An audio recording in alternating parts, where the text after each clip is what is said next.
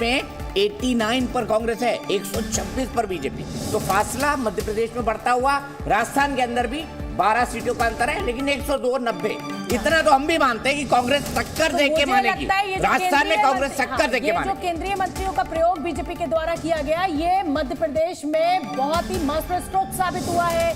BJP का 89 सीटों पर कांग्रेस सिमटती हुई इस समय शुरुआती रुझानों में दिखाई दे रही है। जो आंकड़ा 105 107 कांग्रेस का पहुंच गया था, अचानक 15 से 20 सीटें कांग्रेस की कम हुई है। हालांकि बड़े शुरुआती रुझान है और मैं बार बार ये कह रही हूँ कि ये नतीजे नहीं है, ये रुझान है। लेकिन बीजेपी ने यहाँ पर अच्छी खासी बढ़त ले ली है और कम से कम नहीं तो 30 35 36 सीटों की बढ़त है। एक और बात बताऊं, AIMIM की 4 सीटों पर फिलहाल आगे है। हाँ। अगर AIMIM पिछले बार 7 सीटें थी, लक्ष्मी हाँ, 7 थी। हाँ। 7 से अगर एक भी कम सीट जीतती है AIMIM तो कांग्रेस का परसेप्शन बिल्कुल रॉकेट चंद्रयान 2 साउथ पोल पर लैंड करता हुआ। उसमें एक बात और जोड़ने की है, इस दौरान AIMIM ने 3 और राज्यों में, बिहार जैसे राज्य में कहां पे वो इतनी दूर में रहते हैं, लेकिन बिहार में 5 सीटें जीत ली। यानी कि इस दौरान जो पिछले विधानसभा जोड़ना चाहती है। नहीं, बीजेपी 6 सीटों में आगे है। इसका मतलब है कि MIM का 1 सीट भी अगर नीचे आ जाती है और बीजेपी को कुछ सीटें मिलते हैं तो इसका अलग मैसेज दिया है। क्योंकि मुसलमान वोट मुझे नहीं लगता है कि बीजेपी को पड़ेगा। ये अरे MIM की वो ये नहीं कह रही, वो दूसरी बात कह रही है। वो ये कह रही है कि AIMIM से एक भी सीट अगर बीजेपी छीन लेती है तो नेशनल पर्सपेक्टिव में उसकी बड़ी मदद करेगी। राइट विंग के जो नैरेटिव है, जहां सीधी टक्कर बीजेपी की होगी, वहां अगर बीजेपी जीतती है, एक भी सीट जीत लेती है, अभी हमें रुझान बल्ले बल्ले हो जाएगी। अभी हमें नतीजे मिलने लगेंगे और मुझे नहीं लगता कि MIM से बीजेपी। लेकिन मध्य प्रदेश में एक बार फिर से सीटें कम होती जा रही हैं। कांग्रेस की 85 पर कांग्रेस आ गई है, 128 पर बीजेपी आ गई तो है। मैं क्या कह रहा था, मेरा एक दोस्त है कांग्रेसी बैकग्राउंड से मध्य प्रदेश में, उसने बोला कि अगर कांग्रेस ये चुनाव हार जाती है तो इसका मतलब किसी दूसरी ग्रह पे उसको अपनी पार्टी खोल लेनी चाहिए।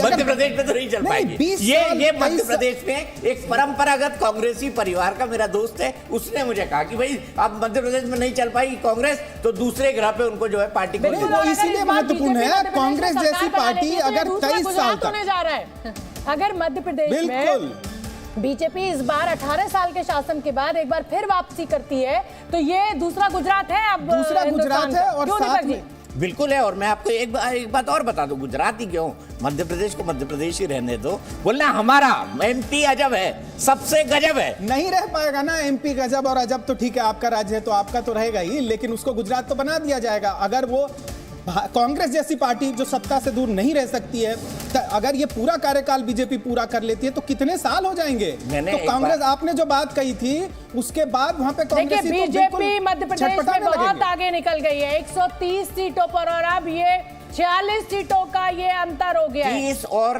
10 40 और 46 46 सीटों का आंकड़ा, 46 का अंतर है दीपक जी, और ये बहुत बड़ा अंतर है। यहाँ पर भी 13 सीटों का राजस्थान में अंतर हो गया है। छत्तीसगढ़ और तेलंगाना में तस्वीर काफी कांग्रेस के हक में जा रही है। लेकिन छत्तीसगढ़ में आप देखिए बीजेपी 40 पर है, कांग्रेस 48 पर। बिल्कुल, तो बिल्कुल। मैं मानता हूँ कांग्रेस कंफर्टेबल वहां जीतेगी, लेकिन बीजेपी 40, ये बहुत शानदार परफॉर्मेंस है। एक ऐसी पार्टी जो लेटी पड़ी थी विधानसभा चुनाव से पहले। बिल्कुल बिल्कुल बीजेपी की ऐसी हालत थी, लेटी पड़ी थी, बस कोई कंबल उड़ा के जाए सो ले। कमलनाथ पीछे हो गए, ये बहुत बड़ी खबर है। छिंदवाड़ा जो कि पीछे हो गए कमलनाथ। 2003 में जब उमा भारती दिग्विजय सिंह के खिलाफ लड़ रही थी तो 8:15 पर मैं किसी दूसरे चैनल में था, दिग्विजय सिंह ने 8:15 पर झाबुआ का ट्रेंड देखने के बाद क्या दिया, मैं नमस्कार मैं चुनाव हार गया। हाँ 8:15 पर। तो पॉलिटिक्स में लोगों को इतनी पकड़ होती है, और छिंदवाड़ा में अगर कमलनाथ पीछे चल रहे हैं इसका मतलब मध्य प्रदेश में बीजेपी को आने से कोई नहीं। बिल्कुल बिल्कुल। और ये जो रुझान है, मुझे लगता है कि अब ये काफी कुछ तय होने की तरफ दिशा में आगे बढ़ रहे हैं और एग्जिट पोल यहाँ पर सही साबित होते हुए मध्य प्रदेश के केस में दिखाई दे रहे हैं। छत्तीसगढ़ में भी सही है, तेलंगाना में भी सही है और राजस्थान में भी सही है। मैं अब पहली बार कह रहा हूँ विश्वास के साथ, मुझे अब लगने लगा है कि मध्य प्रदेश भाजपा के साथ जा रहा है। 44 सीटों पर बीजेपी का मध्य प्रदेश में आगे होना, ये बहुत बड़ी खबर है इस समय की। ये अंतर बहुत बड़ा हो गया है। राजस्थान में ये अंतर 13 सीटों का है, लेकिन मध्य प्रदेश में अगर कहा जाए तो ये एक मासिव डिफरेंस है 46 सीटों का।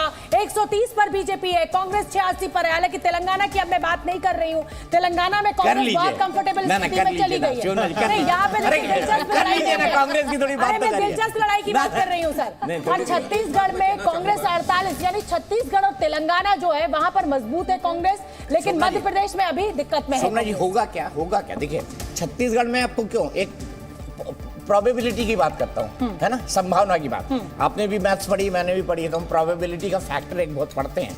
कांग्रेस में अगर छत्तीसगढ़ में कांग्रेस 44, 43 हो गई, बीजेपी 41, 42 हो गई, और ये अदर्स के जो दो दिख रहे हैं ना, ये वहां बहुत लंबा खेल कर सकते हैं। बिल्कुल कर सकते हैं। तो 40 अगर बीजेपी कंफर्टेबल जीत जाती है और कांग्रेस 45 या 44 या 46 पर रह जाती है, दिग्विजय सिंह के भाई लक्ष्मण सिंह पीछे चल रहे हैं 4 सीट, तो बस ये परंपरागत है ना। ये लग रहा है मध्य प्रदेश मुश्किल में है कांग्रेस के लिए। अब एमपी अजब है। नहीं, बिल्कुल अभी कह सकते हैं मध्य प्रदेश में 3 बड़ी चीजें हो गई। एक तो जो पोस्टल बैलेट है उसमें बहुत ह्यूज मार्जिन है। Postal sir. दूसरी बात भी मैं सुनिए तो छोड़ दीजिए मुकेश जी, आपके दिल की बात आ रही है, सुन लीजिए। दूसरी बात की इलेक्शन कमीशन की साइट को जो मैं देख रहा हूँ 13 और 2 बचा लिया। और पूरा क्रेडिट अगर किसी को जाएगा तो वो शिवराज सिंह चौहान को जाएगा। और उन्होंने 2018 के बाद में जो उनके माथे पर एक ब्लॉट लग गया था उसको उन्होंने पूरी तरह से धो दिया। अब वो एक विजेता के रूप में सामने आए। कितना भी विजेता है, लेकिन मुझे नहीं लगता कि शिवराज सिंह चौहान को मुख्यमंत्री बीजेपी का आला कमान बनाने यही तो मध्य प्रदेश से बहुत बड़ी खबर। छिंदवाड़ा से कमलनाथ पीछे चल रहे हैं 130-86। यहाँ पर ये जो अंतर है मध्य प्रदेश में ये बहुत बड़ा हो गया है, लगभग 46 सीटों का। और ये क्योंकि जैसे जैसे मैं बार बार कह रही हूँ 9:30 बजने जा रहा है, 1.5 घंटे की काउंटिंग पूरी हो चुकी है। और अब शोभना जी, अगर तेलंगाना की बात देखा जाए तो तरीके से मुख्यमंत्री का चेहरा है कमलनाथ, अगर वो पीछे चल रहे हैं, उनके भाई लक्ष्मण सिंह पीछे चल रहे हैं, तो ये कहीं ना कहीं एक बहुत बड़ा इंडिकेशन है कांग्रेस के लिए। हालांकि नरोत्तम मिश्रा भी जो कि मंत्री है वो पीछे चल रहे हैं। जी दीपक जी, नरोत्तम मिश्रा अगर पीछे भी चल रहे हैं तो दतिया की सीट बहुत डिफिकल्ट है उनके लिए, बहुत डिफिकल्ट है। उनकी परंपरागत सीट है, वो वहाँ के रहने वाले हैं, लेकिन जो कांग्रेस का कैंडिडेट है वो भी वहाँ पे बहुत स्ट्रांग है। लेकिन इंडिकेशन क्या है? इंडिकेशन ये कि चाचौड़ा में जो दिग्विजय सिंह की पुरानी सीट है जिससे वो एमएलए थे, चुनाव लड़ते थे, नरोत्तम मिश्रा आगे निकल गए। दतिया से नरोत्तम मिश्रा आगे निकल गए। हम उन्हीं का जिक्र कर रहे थे। नरोत्तम मिश्रा ने दतिया में जाते हैं ना तो क्या बोलते हैं, जय माई की। वहाँ जो है जय दतिया मैया, तो जय दतिया मैया ने जिस पे कृपा बरसाई वो जीत जाएगा। राजस्थान का आंकड़ा बहुत देर से रुका हुआ है, 103-90 पे रुका हुआ है। अदर्स जो है जो 20 तक पहुंच गए थे वो 6 पर पहुंच गए हैं। और दीपक जी ये देखिए यहाँ पर भी काफी निर्णायक हो चुका है। अब ये जो लड़ाई है, अंतर जो है 13 ही सीटों का है राजस्थान में। मध्य प्रदेश में जरूर कांग्रेस के लिए चिंता बड़ी हो गई है। एक चीज देखने की बात है कि अदर्स में क्या आरएलडी को भी रखा है, क्योंकि कांग्रेस ने एक सीट वो हमेशा से साथ मिलकर लड़ती रही है और इस बार एक सीट जो लगभग जीती हुई। ये कहना चाहूंगी कि महिला वोट जो है वो मामा के खाते में चला गया है। लाडली बहना के जो बेनिफिट शिवराज सिंह चौहान जिनकी घोषणा की उसने सीधा फायदा। एक मिनट, फासला एमपी में बहुत ज्यादा 131 और 86